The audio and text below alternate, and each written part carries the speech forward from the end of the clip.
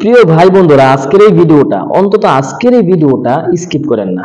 আজকের এই ভিডিওটা একটু শুনে যান, যেটার কারণে আপনার এবং আমার জাহান্নামে সবচাইতে বেশি শাস্তি দেওয়া হবে, সবচাইতে বেশি শাস্তি হবে। আল্লাহ রাসূল বলেন যে তোমরা পেশাব থেকে বেঁচে থাকো, পেশাবের ছিটা থেকে বেঁচে থাকো।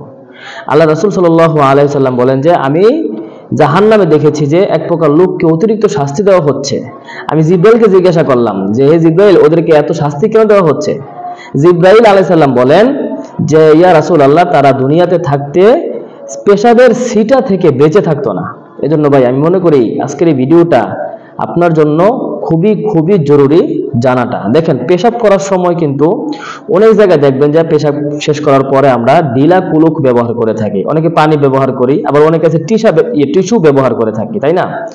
এখন আপনার আবার প্রশ্ন জাগতে পারে যে কোনটা আমরা ব্যবহার করব। দেখেন, আদি যুগে অর্থাৎ আগের যুগে কিন্তু বর্তমানে আমরা যেরকম টিস্যু ব্যবহার করি, এই টিস্যু কিন্তু ছিল না। তারা কিন্তু কাপড়ের সাহায্যে অথবা মাটির টুকরোর সাহায্যে কিন্তু অথবা ইটের টুকরার সাহায্যে কিন্তু তারা ডিলাগুলো ব্যবহার করেছে। এখন প্রশ্ন হচ্ছে যে এখন আমরা কোনটা ব্যবহার করব, কোনটা ব্যবহার করা সবচেয়ে বেশি উত্তম। দেখুন, আপনার জন্য যেটা উপযোগী, যেটা আপনার জন্য সবচাইতে বেশি এই সহজে আপনি যেটা পান, আপনি সেটা দিয়ে কি ঢিলা কুলুক ব্যবহার করতে পারেন, এতে করে কোনো সমস্যা নাই। এখন অনেকের মনে আরেকটা প্রশ্ন থাকে যে হুজুর, অনেককে দেখা যায় যে ঢিলা কুলুক নিয়ে এই হাঁটাহাঁটি করতে হয় নাকি? হাঁটাহাঁটি করা লাগে, 40 কদম হাঁটতে হয় বা 41 কদম হাঁটতে হয়, 20 কদম হাঁটতে হয়, এটা কতটা যুক্তিযুক্ত? দেখুন ভাই, এই 40 কদম 20 কদম মানে যত কদমই হাঁটাহাঁটি, এটার কোনো কথা কোরআন বা হাদিসে নাই। তবে তবে আপনাকে এই মাসালার ব্যাখ্যাটা বুঝতে হবে। শুধু এই কথাটা শুনেই আপনি দৌড় দিয়েন না যে হুজুর তো বললো যে এই হাঁটাহাঁটি করার কোনো প্রয়োজন নেই, আমি শুধু পানি নিয়ে বা টিস্যু নিয়ে আমি মানে স্থান ত্যাগ করে ফেলবো না। পুরো কথাটা আগে শোনেন। দেখেন, আমাদের নর্মালি বাংলাদেশের যে মানুষরা আছে, আমরা কি খাই রেগুলারলি? আমরা প্রতিনিয়ত আমরা ভাত খাইতেছি, মাছ খাইতেছি, যেগুলো অর্থাৎ তরল খাবার আমরা বেশি বেশি খাই, যার কারণে আপনার আমার শরীরের অবস্থা এবং আরবের যে লোকগুলো আছে, পাকিস্তানের যে লোকগুলো ছিল, তাদের শরীরের গঠনের অবস্থা কিন্তু এক না।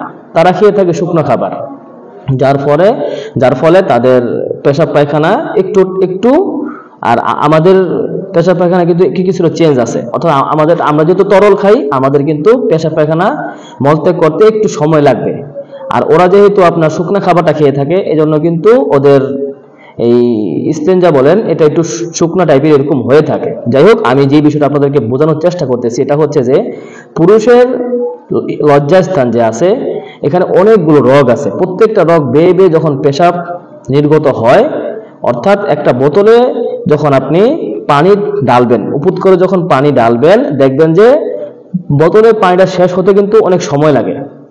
ঠিক আছে? তো প্রস্রাবের বিষয়টাও, পুরুষদের প্রস্রাবের বিষয়টাও সেম এমনই। এজন্য আপনাকে আমাকে কিছুক্ষণ অপেক্ষা করতে হবে। এটা হতে পারে বাথরুমের ভিতরেই, কিন্তু লোকালয়ে না।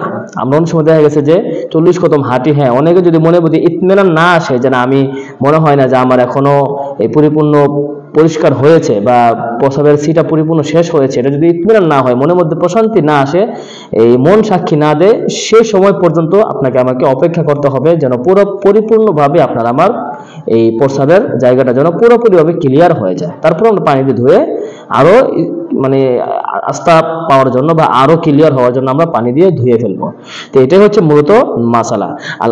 আল্লাহ রাসূল সাল্লাল্লাহু আলাইহি সাল্লাম বলেছেন যে তোমরা জাহান্নামের তোমরা এই প্রস্রাবের ছিটা থেকে বেঁচে থাকো, কারণ এই প্রস্রাবের ছিটার কারণে জাহান্নামে কবরে সবচেয়ে বেশি আযাব হয়ে থাকে। এজন্য ভাই, আমরা আজকের এই ভিডিও থেকে যে জিনিসটা বুঝতে পারলাম, জানতে পারলাম যে ঢিলা কুলুক নিয়ে 40 কদম হাঁটতে হবে এমনটা কোনো কথা না। আপনার যত তাড়াতাড়ি আপনার মনের ভিতরে একটা ইতমিনান আসবে, পরিপূর্ণ একটা আস্থা আসবে যে না, আমার মনে হয় যে আবার প্রস্রাবের এই পরিপূর্ণ নির্গত হয়ে গিয়েছে, সেক্ষেত্রে আপনার ওই ঢিলা কুলুক নিয়ে দাঁড়িয়ে থাকা, হাঁটাহাঁটি করা, লোকালয়ে যাওয়া, এটা করাটা কোনোভাবেই যুক্তিযুক্ত নয়, এটা কোনোভাবেই প্রয়োজন না আশা করছি। তো আমার প্রিয় ভাই বন্ধুরা, আশা করছি ভিডিওটি অবশ্যই শেয়ার করবো আমরা সবার কাছেই, যেন সকলেই এই মাসালাটা জানতে পারে।